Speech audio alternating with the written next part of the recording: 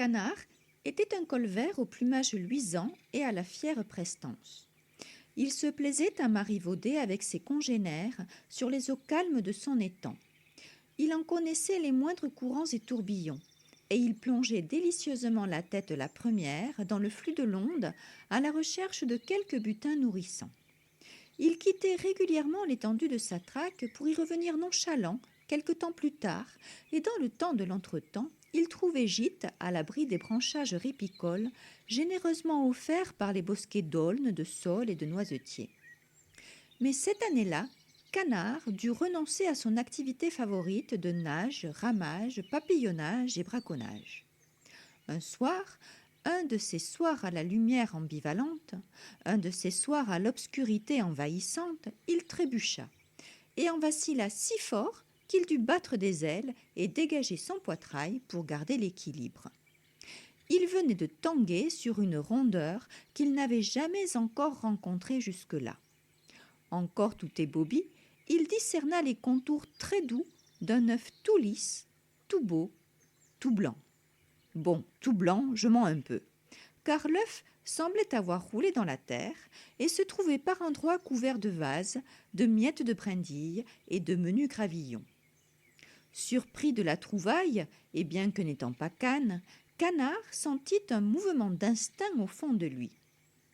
Il fit donc rouler l'œuf de son bec pour le mettre à l'abri et commença à le couver. Il lui offrit sa chaleur naturelle et le dorlota de la délicatesse de son duvet.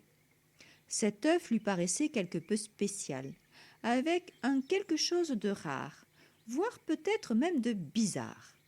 Sa blancheur nacrée se révélait de jour en jour plus éclatante que celle des œufs qu'il avait pu observer jusqu'alors. Canard commença à se demander s'il avait bien fait de le prendre sous son aile. Depuis que l'œuf était là, il se sentait tenu à une présence constante, astreignante, contraignante, sans trop bien savoir ce qui se tramait là entre ses pattes.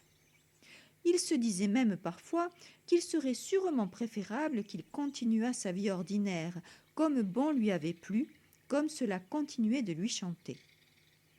Il était du reste loin d'être aussi naïf que l'avait pu être cette idiote de mère du vilain petit Canard, laquelle ne s'était aperçue de rien et n'avait remarqué l'étrangeté dans sa couvée que bien trop tard. Lui, Canard, était fin observateur. On ne pouvait pas la lui faire.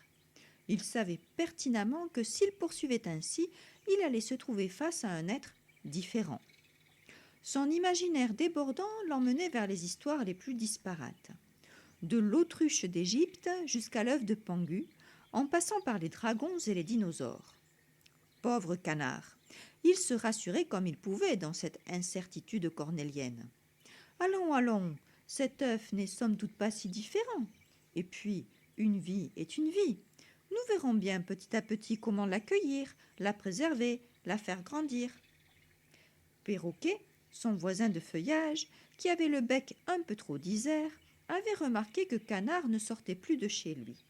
Ne pouvant s'empêcher d'ébruiter les bribes de ce qu'il voyait, bien que cela ne fût qu'à moitié, il commença à caqueter de ci, de là. « Caca, caca, Canard va devenir père ! Caca, caca, Canard va devenir père !» Canard s'empressa de le faire taire, à grand renfort de nasillements, de cancanements et de « Coin, coin, reste dans ton coin !» Perroquet, vexé, s'en fut se percher sur un autre sion plus flexible, et de Canard se fit oublier. Canard sentait son corps accuser le coup du manque d'exercice. Ses pattes commençaient à fourmiller. Il ne prenait pas non plus le même temps pour pêcher, et maigrissait de façon de plus en plus appréciable. Mais comme il sortait si peu, personne ne s'en rendait réellement compte. Un matin, alors qu'il soupirait dans sa persévérance, Canard sentit quelque chose vibrer sous la coque de l'œuf. Il aurait dit que l'œuf avait envie de se trémousser et que sa paroi devenait plus fragile ou plus translucide. Canard ne savait trop s'il rêvait, s'il prenait son rêve pour une réalité. Mais cela l'encouragea à suivre cette conviction qui le tenait au plus profond de lui. L'éclosion d'un être admirable était proche. Canard soupira encore, d'optimiste contentement cette fois. Prenant son mal en patience, il se persuada qu'il avait bien fait de se lancer dans cette entreprise un peu folle, pas mal hasardeuse et sacrément provocante. De toute façon, il se sentait poussé par une force indéfinissable qui venait à bout de toute résistance, le submergeant dans le défi de s'accommoder aux circonstances présentes et de faire fi de tout calcul prémédité. Pour mieux patienter, Canard se dit que le mieux pour lui sur l'instant était donc de piquer du bec. Il enroula le cou sur son poitrail, comme blotti sur lui-même, et s'assoupit. Au fil de sa somnolence, des images commencèrent à flotter au-dessus de lui, au-dessus de l'étang, au milieu des fourrés. Des images au fond aussi nacrées que l'œuf qu'il avait trouvé. Dans une espèce d'auréole irisée, un mouvement attira son attention. Des ailes battaient à un rythme régulier, et maintenant, juste à la surface de l'eau, un être gracile, qui aurait pu paraître fragile, mais dont émanait une impression de force tranquille. « Poursuis tes efforts de patience, Canard, je suis bientôt prête, et tu te sentiras comblé de joie et de dignité d'être resté tout ce temps là, comme désœuvré et désorienté, hors de tes habitudes d'activité, d'efficacité et de perspicacité. Je te le promets. Et si tu tends bien l'oreille, peut-être mon nom m'entendras-tu chantonner. » Canard se réveilla en sursaut. Perroquet était en train de jaser. « Ca, Canard mène une vie trop pépère. Ca, Canard mène une vie trop pépère. » Canard soupira d'agacement, mais cette fois agit autrement. Au lieu de l'invectiver sérieusement, faisant l'effort de se souvenir des moments où Perroquet avait su rester silencieux, il le remercia intérieurement, changea de position et se mit à regarder dans une autre direction. Perroquet, vexé, s'en fut se percher sur un autre sion plus solide, et de Canard se fit oublier. Plusieurs lunes passèrent encore, celle du loup et celle de la neige, celle du lièvre et celle de... Oh! Mais l'œuf veut bouger. Il commence à se balancer. Canard hésite. Le maintenir, l'empêcher de rouler, le contenir, l'aider à tourner. Il est paniqué. Il ne sait que faire. Il s'ébroue et se met à crier « Perroquet, Perroquet, viens m'aider !»